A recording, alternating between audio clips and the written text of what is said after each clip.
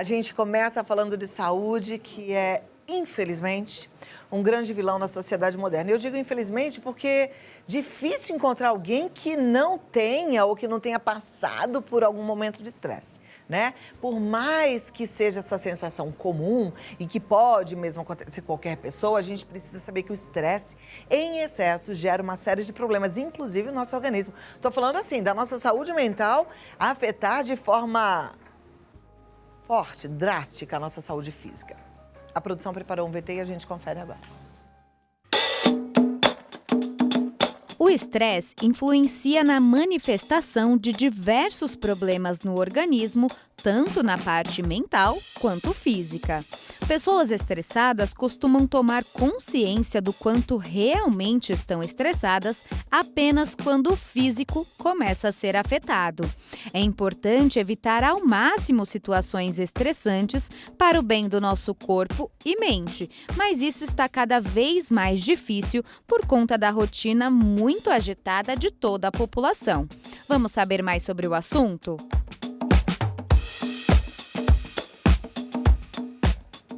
Vamos, a gente precisa saber mais sobre o assunto e recebemos hoje o endocrinologista, Dr. Regis Salgado, que vai falar sobre o estresse e o quanto ele pode nos afetar. Seja muito bem-vindo, Dr. Regis, é uma alegria te receber. Obrigada, Claudinha, por estar aqui com a gente. Muito obrigado. Olha, esse é um assunto que eu tenho certeza que pode mudar a vida de quem está assistindo, né? Com certeza, Cláudia, com certeza. O que acontece?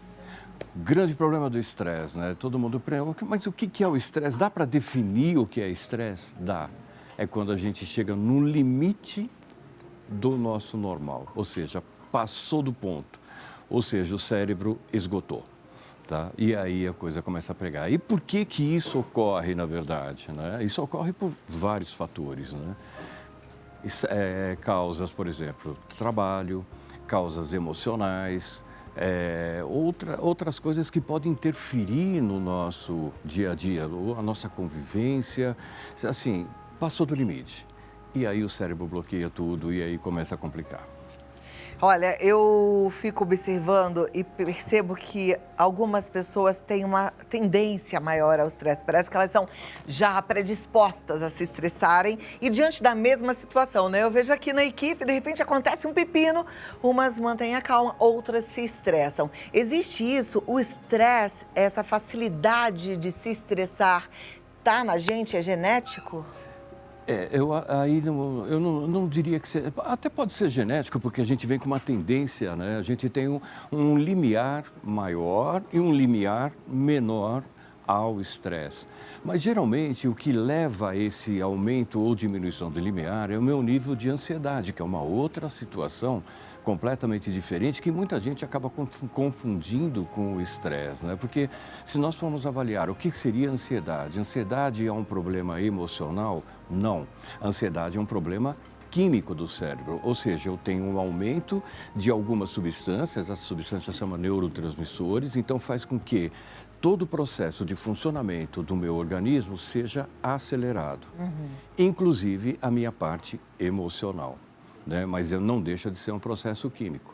E isso é um grande problema, porque eu pego pessoas que já... E aí é uma tendência, ela já nasce ansiosa.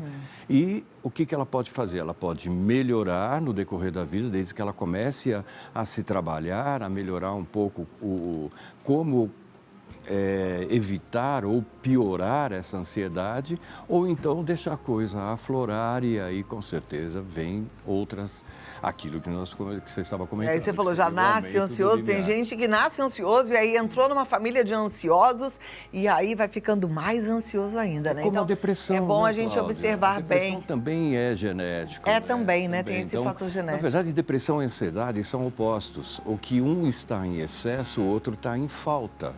Né? Mas são distúrbios químicos. Eu acho que isso é importante a gente deixar muito claro para as pessoas, porque as pessoas acham assim, a ansiedade é um problema emocional, é psicológico. Não, não é. É um problema químico que pode ser resolvido. E muitas vezes, quando passa de um limite, eu tenho que entrar com outro químico, ou seja, uma medicação, para manter isso sob controle. E tá tudo bem, eu adoro falar sobre isso. Medicação psiquiátrica não é um bicho de 7 cabeças, é necessária muitas vezes como uma medicação para o coração, para uma articulação e por aí vai, tá bom? Exatamente. Agora a gente vai entender com o Dr. Regis qual que é esse mecanismo do estresse afetar o nosso corpo físico. Nosso organismo. O que a gente libera de hormônios, de toxinas quando a gente está estressado? Veja, a principal alteração é hormonal, né? Por que é hormonal? Porque o nosso controle hormonal, ou seja, quem estimula todas as nossas glândulas é exatamente uma glândula só chamada hipófise, que é uma glândula do tamanho de uma ervilha que fica atrás dos meus olhos, na base do meu cérebro. E essa glândula, ela recebe estímulos de uma região do cérebro chamada hipotálamo, que é exatamente nessa região que eu tenho o meu centro das emoções. Então, quando o meu emocional está alterado, ou seja, quando o estresse altera o meu emocional, eu posso ou estimular demais essa glândula ou, às vezes, até bloquear o funcionamento dessa glândula. E aí a resposta dela para as outras glândulas todas que ela controla e que ela mantém funcionando, acaba gerando um grande problema. Então, isso é muito comum, a gente percebe isso em pacientes diabéticos com muita facilidade. O paciente diabético, ele sofre um estresse um pouco maior do que o normal. A primeira coisa que ocorre é a taxa de açúcar desse indivíduo sobe. O que aconteceu que subiu? Por que subiu? Porque eu bloqueei o pâncreas na produção da insulina, que é o transportador desse açúcar. E a partir daí altera todo o processo metabólico. Então, assim, quais são as glândulas que sofrem mais com o estresse? Pâncreas, um outro muito importante chamado suprarrenal, e a suprarrenal, ela é responsável pela produção de alguns hormônios e de um muito importante chamado cortisol. E praticamente hoje se vinculou o cortisol ao estresse. Por quê? O cortisol é o hormônio que liga o meu corpo e põe para funcionar. Então, ele é o responsável, quando a gente acorda pela manhã, de ter a disposição do meu funcionamento, para fazer com que o meu funcionamento comece a ocorrer. E quando eu tenho uma taxa de cortisol muito alta, o que acontece? Eu acabo fazendo uma alteração super importante dentro do meu sistema, chamando estresse oxidativo. O que é isso? Eu começo a ter o oxigênio que deveria reagir com a glicose para liberar energia, faz o quê? Ele se reagrupa, forma uma molécula chamada peróxido, que é um O4 e não um O2, e esse O4 faz o quê? Oxidação celular, provoca morte celular, ou seja, envelhecimento. Você entendeu? E isso está ligado diretamente ao cortisol, entendeu? Só que quando eu elevo o cortisol, eu vou levar toda a cadeia de hormônios que essa glândula produz. Então eu elevo o estradiol, eu elevo a aldosterona, que altera um pouco a minha filtragem renal, e a cortisona, que é o anti-inflamatório natural. E algumas vezes, quando eu tenho uma elevação nesse processo todo, quem é que eu vou interromper? A minha tireoide. Você percebe como está tudo interligado e tudo isso acaba provocando uma alteração importante. E olha que bagunça, hein, gente? É por isso que algumas pessoas, depois de um forte estresse, podem ter até um problema no coração. Sim, pode até ter um problema no coração, porque eu mexo na principal glândula, que controla tudo isso, assim, seria, entre aspas, assim, para as pessoas entenderem, seria a injeção eletrônica do meu corpo, que é a tireoide. E ela pode ou hiperestimular esse coração a trabalhar mais, ou até bloquear esse coração, fazer o que a gente chama de bradicardia, diminuir o trabalho cardíaco, e isso pode levar a uma repercussão séria. Bom, aliás, o quanto essa coisa da política tão polarizada no Brasil tem estressado as pessoas, né, doutor? Você sabe o que acontece, Cláudia? Aí, entrando dentro do nosso assunto, né? O Brasil hoje é o segundo no mundo dos níveis de estresse na população. Caramba, a gente era o mais feliz Pois uma é, época. nós éramos o mais calmo, o mais feliz e hoje nós somos o segundo mais estressado. Aliás, a gente não é só segundo mais estressado, a gente também subiu lá naquela fila da obesidade, né? Sim. Parece que hoje a gente também ocupa o segundo lugar. Também, pelo mesmo motivo, estresse. Ah, estresse engorda? Sim, muito, muito. Você sabe que eu deixei duas glândulas super importantes para falar agora, né? Deixa um pouquinho mais para frente, que é testículo e ovário. Você entendeu? Que também sofre uma influência muito grande do estresse. Toda vez que eu tenho uma alteração na hipófise, que ou vai estimular, porque é a mesma hipófise que estimula tanto o testículo como o ovário e basicamente os hormônios sexuais, que são estrógeno, progesterona e testosterona. E isso é comum tanto no homem como na mulher. Uma coisa interessante, até para ser um adendozinho, que é importante, que eu acho muito importante a gente comentar isso, para desmistificar um hormônio chamado testosterona. Testosterona, todo mundo acha que é hormônio masculino. Não é. É um hormônio sexual, ou seja, ele tem a função reprodutora. As mesmas funções da testosterona no homem são na mulher também. Então, o que ocorre? Existe uma diferença de concentração no homem e na mulher, porque a testosterona, uma outra função importante dela é a manutenção da massa muscular. O homem tem mais células musculares. E a mulher, você não vai gostar disso, tem mais células de gordura. Não tem problema. A mulher, eu falo, gente, você gosta de, ai, não posso ter gordura, eu não posso ter celulite. Gente, isso é coisa de mulher. É coisa de mulher. Que bom que a gente é normal. E você sabe... Né, o Everaldo, concorda, Everaldo? É feio mulher que tem uma celulitezinha? Não incomoda não, viu, gente? De Os homens jeito não nenhum. ligam pra isso não, besteira. E assim, mas por que a mulher tem mais gordura? Porque em alguma fase da vida dela, ela vai ter que alimentar dois corpos. Então, ela tem que ter uma quantidade de reserva muito maior. Ó, isso é só por bonito, isso. né? Tá vendo só? É uma causa Então, linda. Não é por acaso essa situação. Então, aquela pessoa que está assim, pô, eu faço dieta, eu não consigo emagrecer. O que é normal, a mulher tem mais células de gordura.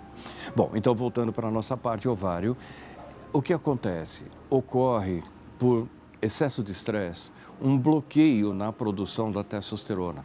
E quando eu faço isso, eu prejudico tanto a parte masculina como a parte feminina. Então, eu posso interromper ciclo menstrual, eu posso interromper a ovulação, eu posso interromper todo o processo feminino e o masculino também.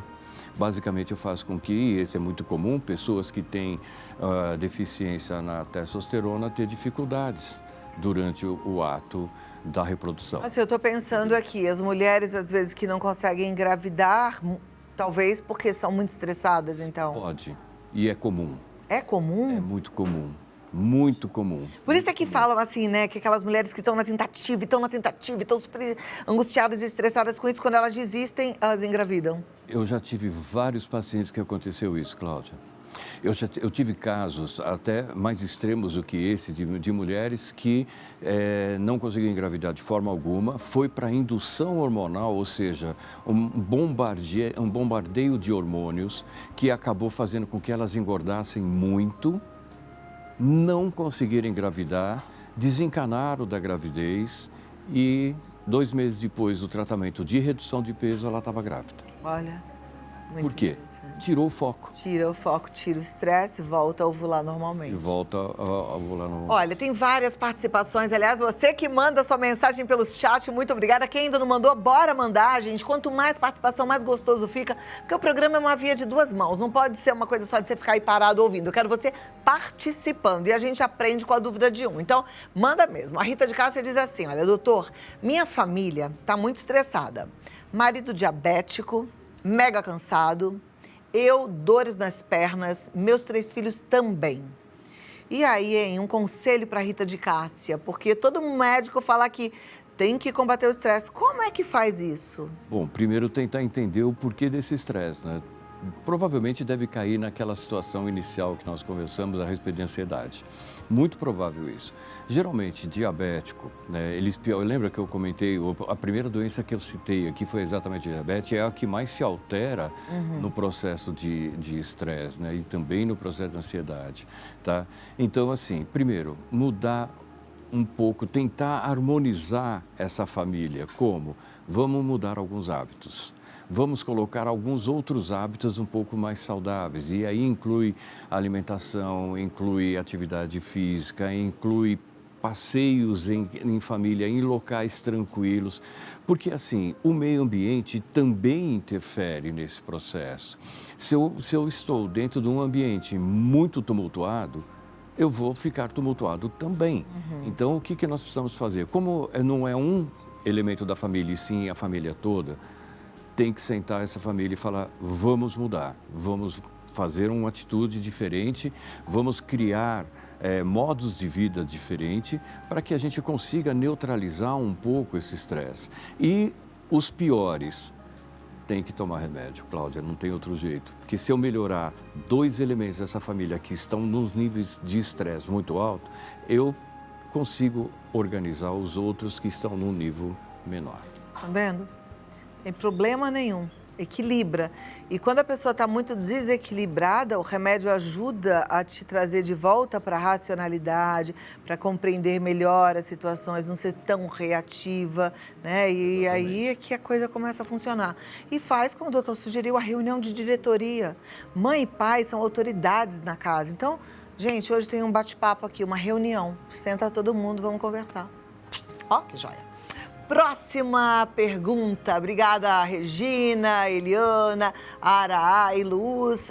Thelma diz assim, não, Thelma também é uma mensagenzinha fofa, tá adorando a pauta. Obrigada, Thelma Maria. É possível alguém retirar a tireoide e ficar sem usar o hormônio específico? Não. Impossível? Impossível. Porque ela vai ficar com hipotireoidismo? Geralmente o que ocorre, né? Uma forma melhor das pessoas entenderem a função real da tireoide, a tireoide é uma glândula de armazenagem de iodo, né? E por que eu preciso ter iodo? Todos os meus órgãos usam muito iodo para poder funcionar.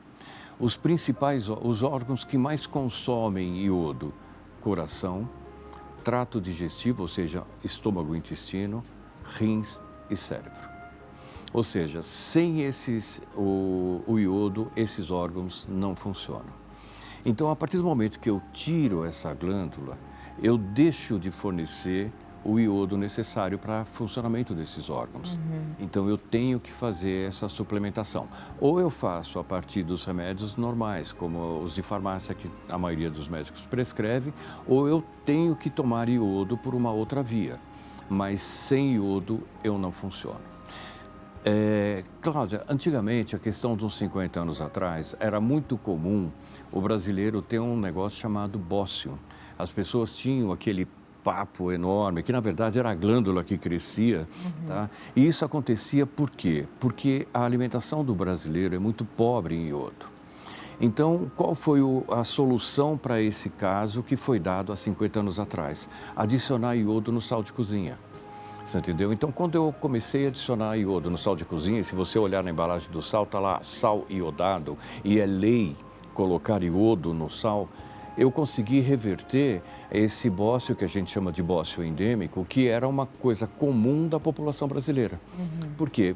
O nosso litoral, embora ele seja muito extenso, mas é um litoral muito pobre em frutos do mar. Então, acaba encarecendo demais o preço dos pescados e a população acaba não tendo muito acesso. Com isso, o nível de iodo dentro da alimentação do brasileiro cai demais. Então, foi uma solução que foi dada para isso. Aí, nesse caso especificamente, se eu tirar a tireoide, só o sal de cozinha vai ser suficiente? Não, não vai. Precisa tomar hormônio, sim. Adoro o meu Synthroid, que é o que eu tomo, tem o Tirox, tem onde não é nome, mas é o meu T4. Adoro, gente. Eu ainda descobri mais uma coisa, quando eu acordo de madrugada, tipo 4, 5 da manhã, que deu aquela despertada, é só tomar meu Synthroid assim, dormindo mesmo, que ele é docinho, viu? Parece uma balinha, você mastiga e dorme, que você dorme mais gostoso ainda, tem um monte de sonho bom. Adoro sonhar também. Você quer ver um dado bom. importante sobre tireoide? O primeiro sinal de que a tireoide está com problema é depressão. Quantas pessoas estão deprimidas e foi parar no psiquiatra e não resolvem de forma alguma tomando N modelos de remédios diferentes? Eu sempre gosto de falar de tireoide aqui por conta disso, porque as pessoas não buscam a causa real da depressão. Ficam Exatamente. deprimidas, começam a engordar, deprimidas. Aí a gente vê aquela cena triste, que é aquela pessoa super obesa, triste, jogada, prostrada. E se é você, tem que investigar. Vai saber se não é um problema de tireoide, né? Olha, estatisticamente, 60% das mulheres brasileiras têm problemas na tireoide.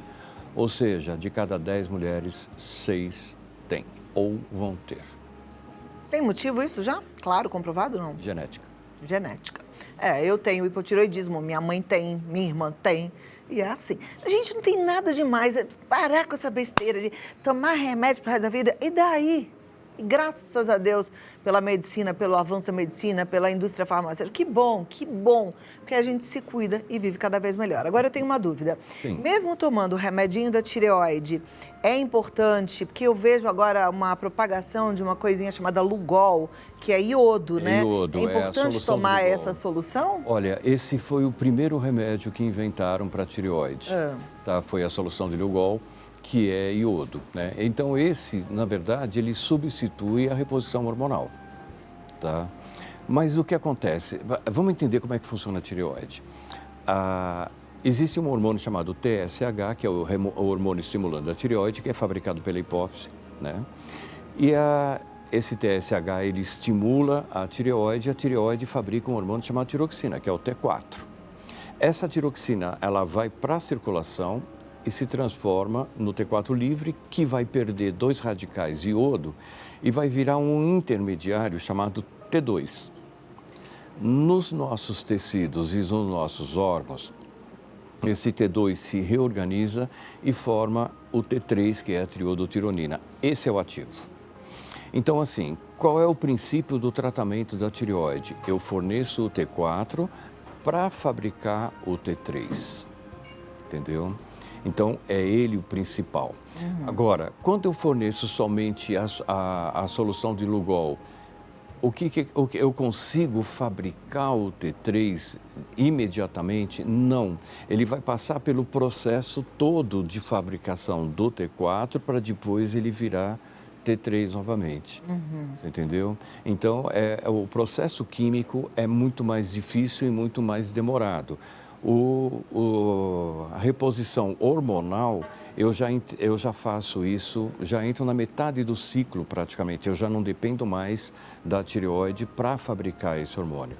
Enquanto que a solução do Lugol, eu dependo da tireoide. Eu forneço a matéria-prima que a tireoide precisa para fabricar a tiroxina, que é o transportador para virar T3. Então, quem faz a reposição hormonal não deve tomar o Lugol? Não, pode até tomar, mas assim, numa quantidade bem pequena, tá? Bom, vamos continuar, né? Mas eu tô falando isso tudo porque a gente entrou nessa história da tireoide, mas que tá também extremamente ligada ao estresse. O estresse Eu queria também. te perguntar uma coisa. No caso do hipotireoidismo, existe a reposição hormonal. No caso do hipertireoidismo, a pessoa é estressada? Porque no hipotireoidismo a pessoa é entristecida. Sim. Né? E no hipertireoidismo? Ele é hiperestimulada, vamos colocar dessa forma.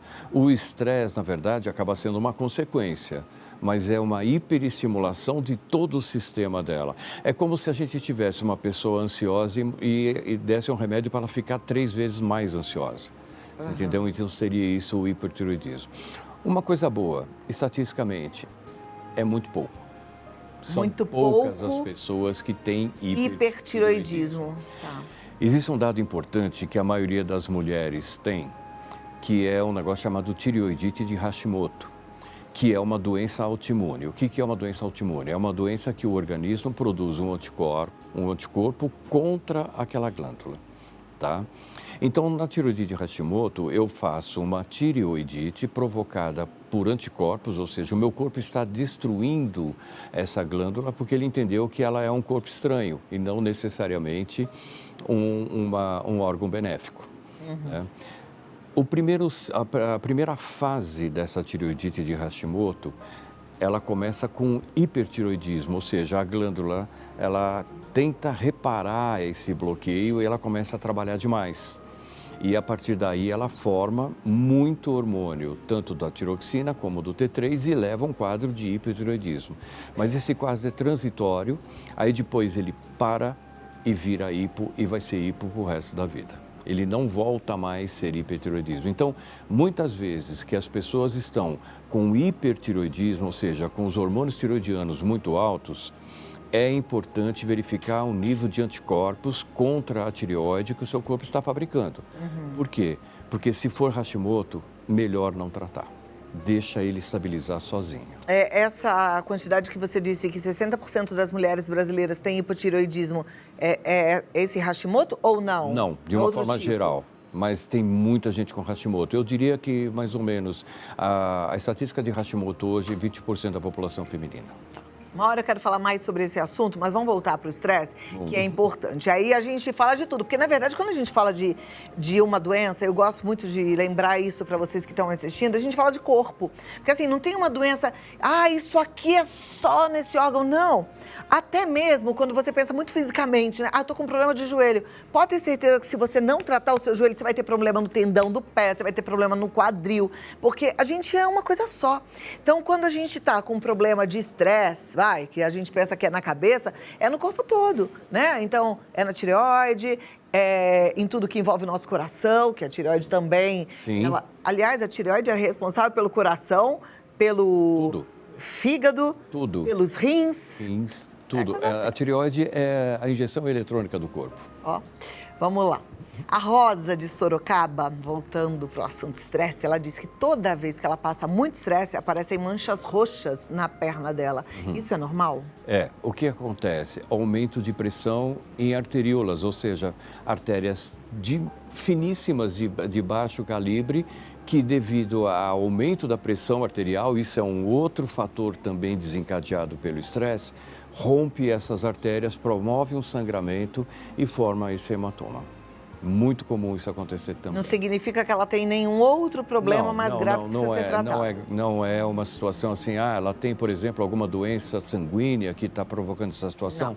Não. É romper arteríolas. Estresse, às vezes acontece, as pessoas passam muito estresse, rompe artérias dos olhos também. É muito comum, sua pressão elevou, a artéria não suportou a pressão dentro dela e rompeu. Teve um extravasamento sanguíneo, aquele sangue está ali parado, vai virar hematoma, vai ser reabsorvido. Já é. Próxima pergunta, vamos lá para a tela, é da Luana de Mauá. Fazer o uso diário de calmante pode prejudicar a minha saúde? Depende do calmante e depende da necessidade disso, né?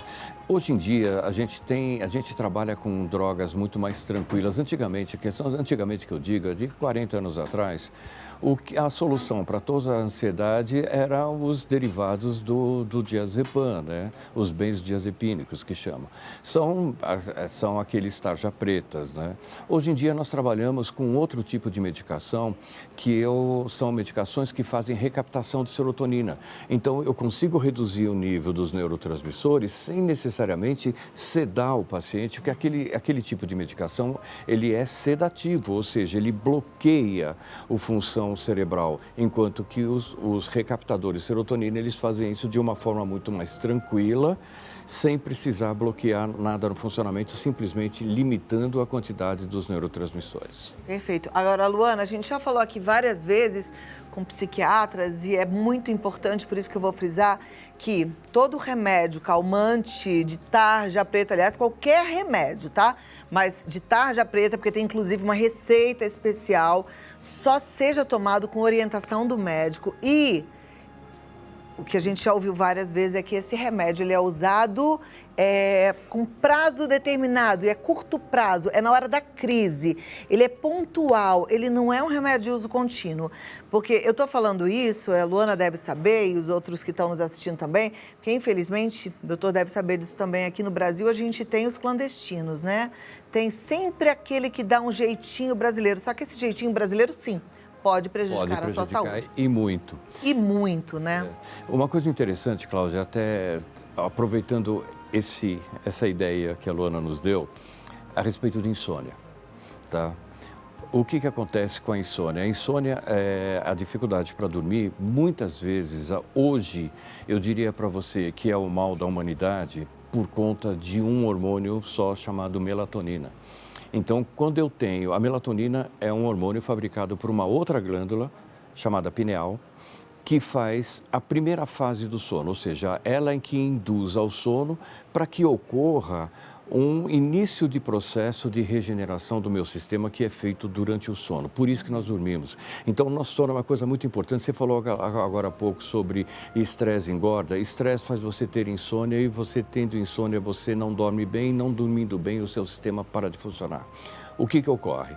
Nós temos o nosso sistema, dentro das 24 horas da nossa sobrevivência, nós temos 2 ciclos totalmente diferentes. Um ciclo diurno, que é simplesmente gasto, ou seja, eu tenho todo um trabalho de gastos, de tudo que eu tenho disponível, e eu tenho um ciclo noturno de recuperação e regeneração de tudo que foi alterado. E para começar esse processo de regeneração, eu dependo desse hormônio chamado melatonina, que faz exatamente a indução do sono. Só que tem uma característica, para a melatonina funcionar, eu tenho que estar escuro total. Ou seja, o LEDzinho do meu modem lá na frente interrompe a produção da serotonina. Interrompendo a produção de serotonina, eu não consigo ter um sono de qualidade para poder entrar no processo de regeneração. E aí eu começo já o dia seguinte com tudo atrapalhado. É legal pra gente que tem... Pra gente é ótimo, né? Que eu não tenho. Mas pra você que tem filho pequeno, bebezinho, inclusive, já saber disso. Porque é tudo costume, né? E eu vejo que tem pai e mãe que deixa a luzinha acesa. Não, quarto é todo escurinho. Sim. E eu já dei uma dica aqui, vou dar novamente. Lá em casa, o que eu fiz pra acabar com esse problema? Porque não tem jeito, né? Eu tenho televisão no quarto, fica aquela luzinha lá da TV a cabo, que é a mais espalhafatosa. Você deita na cama, pede pro marido ou alguém ir lá e cortar fitinha isolante, quadradinho pequenininho. Eu tô falando pra você deitar na cama porque quando a gente levanta, ela muda da posição. Então tem que ser você deitada e pede pra ir lá tampando toda a luzinha. Fica perfeito, você nunca mais vê luzinha nenhuma e ninguém nem nota. Não fica feio, não. Pode fazer isso que vai dar super certo. E aí essa acaba sendo uma das grandes causas de insônia que as pessoas acabam tendo que recorrer aos tarja preta para poder dormir. Por que eu falei, aproveitando esse link? Porque acaba virando uma consequência. Sim. Então, se eu tenho uma produção de melatonina normal, eu não vou precisar do tarja preta para dormir. A não ser que eu esteja num processo de estresse extremamente alto e, como você mesmo disse, por um período pré-determinado. E tem mais, dá uma pesquisada aí, porque teve um indutor do sono que ficou usado aí bastante nos últimos 10 anos, que todo mundo achava que, esse não tem problema, esse é só um indutor do sono, esse não faz mal, que agora novos estudos já comprovam que ele faz mal e ele é um perigo. Eu esqueci o nome, só tô lembrando os nomes comerciais dele. Sabe qual que eu tô falando? Mas eu esqueci, não é. Eu ia falar mas não é ele. Você deve saber do que eu estou falando, é aquele que tem sublingual, tem o comprimidinho. Sim. Pesquisa, porque é perigoso. Vamos lá, vamos continuar o nosso papo e as nossas perguntas. A Fernanda está dizendo, o estresse pode me causar alterações hormonais? Todas. Falamos nisso o tempo todo hoje, né? É isso, né? Pode, sem dúvida. Obrigada, Fernanda. Próxima pergunta. A Rita, o estresse pode afetar o meu metabolismo? Sim. Como resolver? O metabolismo é exatamente a somatória das funções e funcionamento de cada glândula, né? Ou seja, de cada órgão também. Então, quando eu somo todos esses, nós chamamos de metabolismo. Interfere bastante, sim, e é muito comum isso. Doutor, você falou que em alguns casos, que eu perguntei como é que a gente faz a gestão do estresse, né? Você falou em alguns casos é preciso até uma medicação. Quando a gente faz essa gestão medicamentosa, os efeitos cessam ou a gente, por conta de ser um externo, não faz efeito? Não. Para o funcionamento benéfico. Eles melhoram, eles fazem os órgãos voltarem ao funcionamento normal, sim, sem dúvida.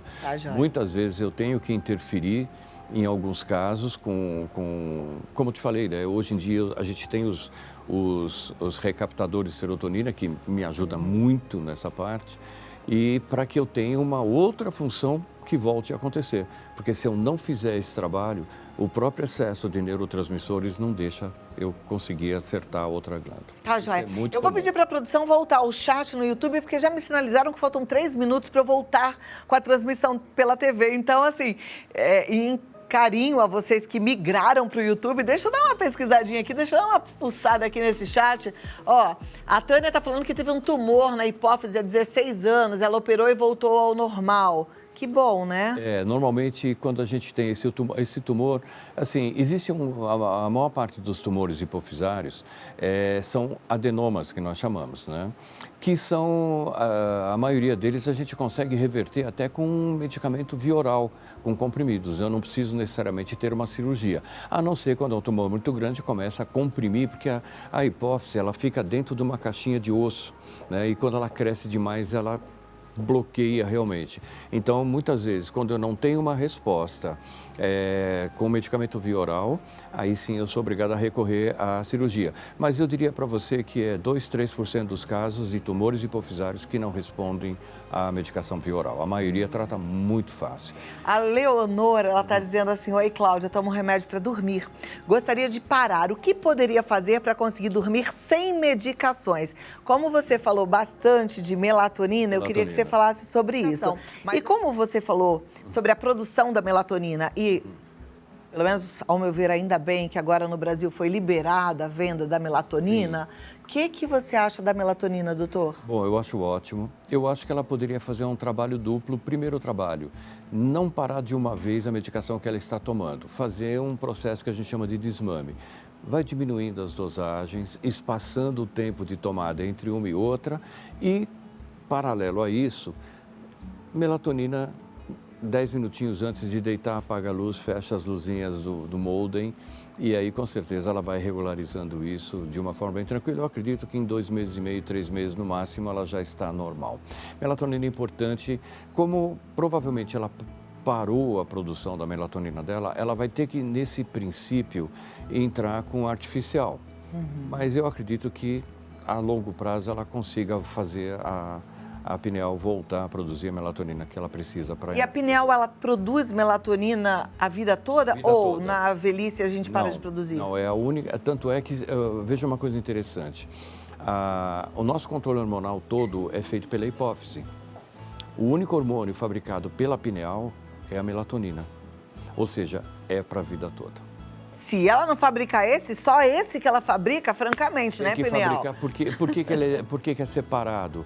Porque são mecanismos totalmente diferentes. Não ocorre o envelhecimento. Porque, veja bem, como eu preciso do sono para refazer o meu sistema, eu não posso deixar isso a cargo de uma outra glândula. Então, eu tenho que fazer isso a partir de uma glândula que não vai sofrer interferências durante o meu processo de envelhecimento. Maravilha.